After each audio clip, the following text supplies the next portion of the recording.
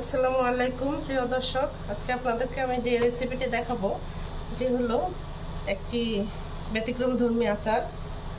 তা এটার একটু লং প্রসেস আছে, আমি আস্তে আস্তে আপনাদেরকে দেখাবো। প্রথমে আমগুলা একটু সিদ্ধ করে নিতে হবে, সামান্য, বেশিক্ষণ না, 2 থেকে 3 মিনিট। তারপরে এটা আমি ছেঁকে নেব। ছেঁকে নেওয়ার পরে বাকি প্রসেসগুলো আমি আস্তে আস্তে দেখিয়ে দেবো।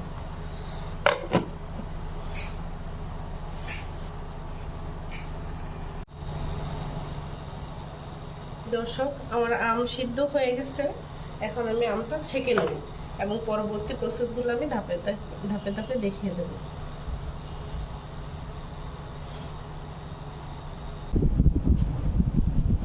দর্শক, এখানে আমি 2 কেজি আটি ছাড়া আম কেটে নিয়েছিলাম এবং সামান্য হালকা গরম পানিতে আমি অল্প সময় ধরে 2 থেকে 3 মিনিট সিদ্ধ করে নিয়েছি। সিদ্ধ করে নেওয়ার পরে ঠান্ডা করে এখন তার সাথে আমি 2 চা চামচ সরিষা বাটা, 1 চা চামচ হলুদ গুঁড়ো, 2 চা চামচ শুকনো মরিচের গুঁড়ো এবং পরিমাণ মতো লবণ মিশিয়ে দিয়ে।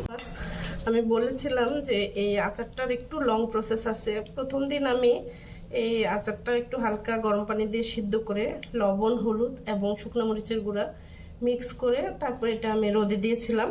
রোদে দেওয়ার 2 থেকে 3 ঘন্টা পরে আমি সরিষা বাটা মিশিয়ে দিয়েছিলাম।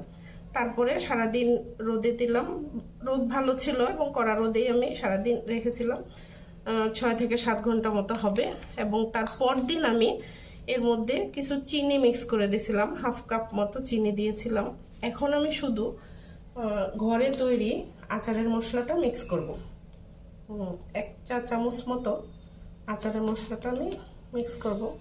মিক্স করে ভালোভাবে মিক্স করে আমি সরিষার তেলের মধ্যে রেখে দেব।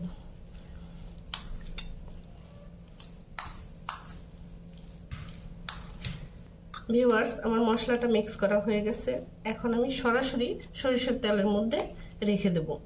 এবং এই আচারটা সারা বছর বাহিরে রেখে, ফ্রিজিং ছাড়া বাহিরে রেখে সংরক্ষণ করতে পারবেন এবং এই আচারটা খেতে খুবই সুস্বাদু।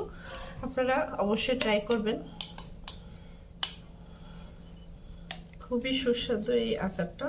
এই যে দেখুন, এভাবে তৈরি করা, এভাবে আমি সরিষার তেলের মধ্যে রেখে দেবো এবং সারা বছর এভাবেই সংরক্ষণ করা যাবে, ফ্রিজে রাখতে হবে না।